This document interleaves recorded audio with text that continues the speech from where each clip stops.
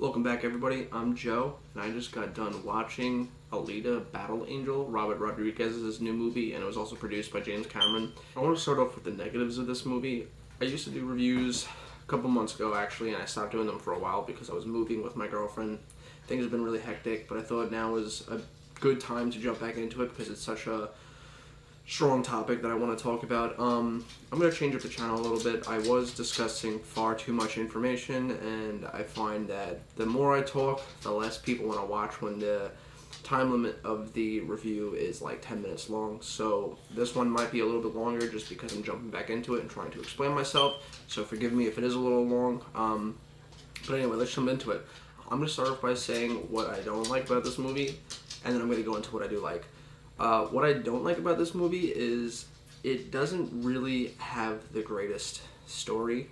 It doesn't really have a story in general. I mean, technically this movie should have been called Alita: A Day in the Life because the story doesn't pick up until the very end of the movie because Hollywood, they want to make sequels, so they set it up for a sequel by revealing what her true purpose is at the end of the movie. However, the entire 2-hour runtime of this movie is kind of just her adjusting to her new body and trying to remember who she is because she is apparently 300 years old and she lost her memories. She meets a boy. There is some corny dialogue, but I'm not a person that's against corniness. One of my favorite movies of all time, actually it was my favorite movie of all time, was The Titanic, until Inception came out, and that dethroned it and became my new favorite movie. But part of the reason why I love The Titanic is because I love what a movie makes me feel. I feel that the more emotions that are in a movie, the more relatable a character is, because when it's just like a killing machine, like, it's cool to watch, but you can't relate to them. But when someone falls in love, that's something we're all used to, and you really grasp that concept. And I really did enjoy the fact that there was a romantic side plot to this movie. However, it was rushed because they wanted to make a point towards the end that they needed to make towards the end to propel her into who she's meant to be. And you just don't fall in love in 4 days. So that was a little overwhelming, and they had to really rush a lot of her emotions. And there's a part that you could see a scene online where she like literally takes her heart out and tries to give it to this kid. And this is after like 4 or 5 days of knowing them. And I get it, it's to show that like she's just so pure and has so much love in her heart. And there's like a scene where the person Christoph Waltz plays, her scientific father, says to her like, you have the body of a warrior, but that doesn't make it good or bad. Being good or bad, that choice is up to you.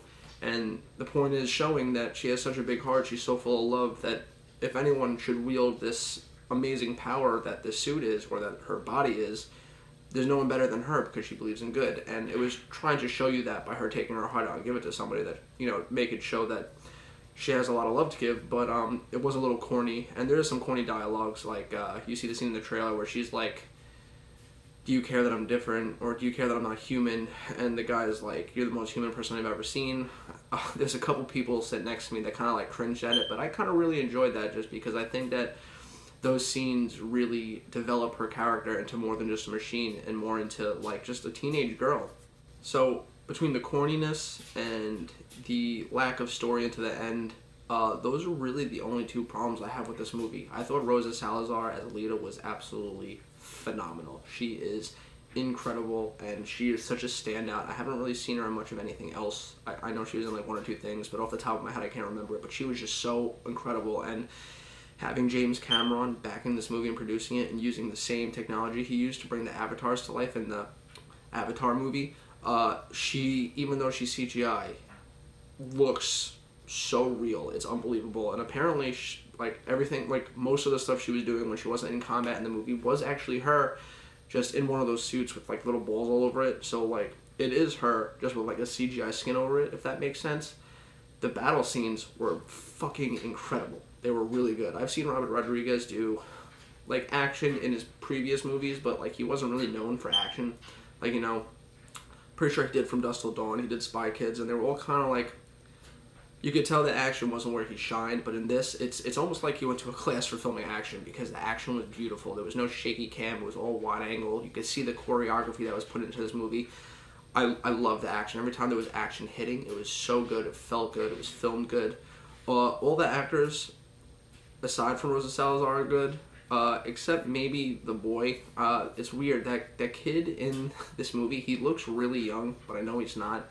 Um, he was really the only one that didn't have the acting chops that everyone else did. Like, it seems like he was kind of new to the acting game, but he was fine for the material he was given. Like, he wasn't the standout, so that's okay. Ed Skrein was in it as one of the assassin machines in this movie, and he's barely in it, but when he is in it, I mean, he's threatening. Christoph Waltz was incredible.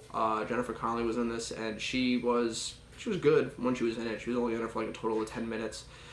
And there are two A-list actors in this movie that are hidden in the trailers, and they're in this movie for all of 2 minutes each, and again, it's to set up a sequel. But when they were in it, I got excited. I was like, holy shit, they're in this. Like, they're taking this franchise seriously when they're getting all these A-list actors. So yeah, I love the action. I love watching her day-to-day experiences and just the things she goes through and learning about the rollerball and learning about her body and everything. I love all the actors. The performances were great. This is a good movie. A really good movie. I'm honestly going to give this movie an 8 out of 10.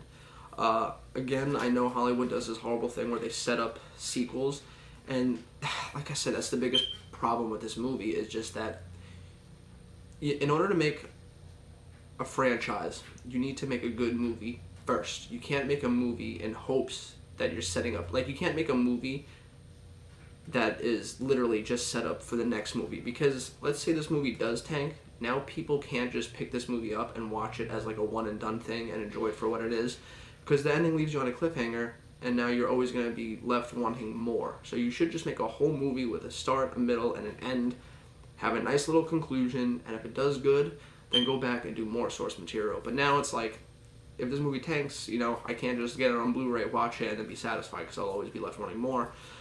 This movie was actually projected to open up at like $23 million, which is fucking terrible, because this movie has like a $200 million price tag on it.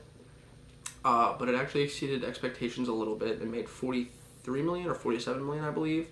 And with like some of the foreign markets, it bumped it up to 137. There's an old saying in Hollywood that in order for a movie to be considered successful, it has to not only make its production budget, which is 170 million, 200 million, something around there. It has to double it just to break even. So right off the bat, it has to make 400 million. But I'm pretty sure with the advertisements and everything, it's going to bump it up to around 500 million. So for this movie to be profitable for anybody, it has to make $600 million. And it is fighting an uphill battle because it is not doing good domestically.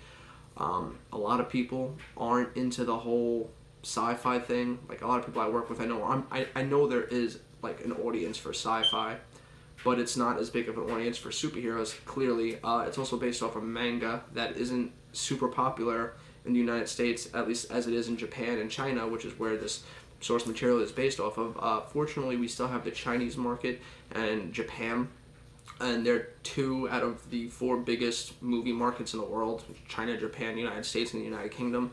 It did well in the United Kingdom. It did mediocre here, and we're left with China and Japan, so hopefully they blow the roof off, because I think this movie is really deserving of a sequel. I really want to see where this goes. I love the world that Robert Rodriguez created. He is such a visionary with this movie, and it looks gorgeous. All the visuals are amazing. It's been a passion project, and movies like this need to succeed so that Hollywood takes more risks on franchises. Like, I love superhero movies, but the fatigue is starting to kick in, and really, like, after Lord of the Rings ended, I mean, we're left with Star Wars, but besides Star Wars and superheroes, what other, like, cool franchises do we have? I mean, we have Harry Potter, but, like, clearly those movies are starting to sink towards the unsuccessful territory, because Fantastic Beasts 1 made $800 million, and the second one made, like, $600. It's a $200 million dip. Now, granted, some people blame that on the fact that Johnny Depp was in the movie after all his controversy, and some people also blame it on the fact that it just didn't have a story. But, you know, we need more franchises. Denis Villeneuve is coming out with the remake to Dune, which is really the first big epic sci-fi series made before Star Wars. But that first movie that was made in like the 80s bombed, actually. But he's bringing it to the big screen. But, you know, besides that, like, it can't be easy for Hollywood to see movies like Alita and Mortal Engines bombing and then go and greenlight another giant budgeted sci-fi epic, because they're just not proven to work here domestically. And in such an era where, like, I hear so many women talking about how there are no strong female leads in movies, James Cameron and Robert Rodriguez have given you one of the coolest female leads I've seen in a really long time. She's really charismatic, she's really relatable, and I really cared about her towards the end of this movie. And they're giving it to people and no one's seeing it. And it's not even that this movie has like a 20% on Rotten Tomatoes, like it has a 60%, which is considered not rotten. And it's unfortunate that a lot of people rely on reviews that they see on Rotten Tomatoes to see a movie as opposed to just going and forming an opinion about yourself. But 60% isn't bad. I mean, Aquaman made about 66% and it made $1 billion. And fan-wise, it has a 92%. So I just don't understand why certain people aren't going out to see this. I really hope that whoever watches this, if you haven't seen it already, this changes your mind. I promise it is worth your time. It is a really fun time. I had a smile on my face from ear to ear when I was walking out the theater. Anyway, I want to know what you guys think in the comments down below. Do you want to see this movie? Have I changed your mind about seeing it? And what do you think about mangas being brought to the big screen? Do you think it's a recipe for disaster, or do you think that Robert Rodriguez maybe have turned it around? Let me know what you guys think in the comments down below. And as always, I'll catch you next time.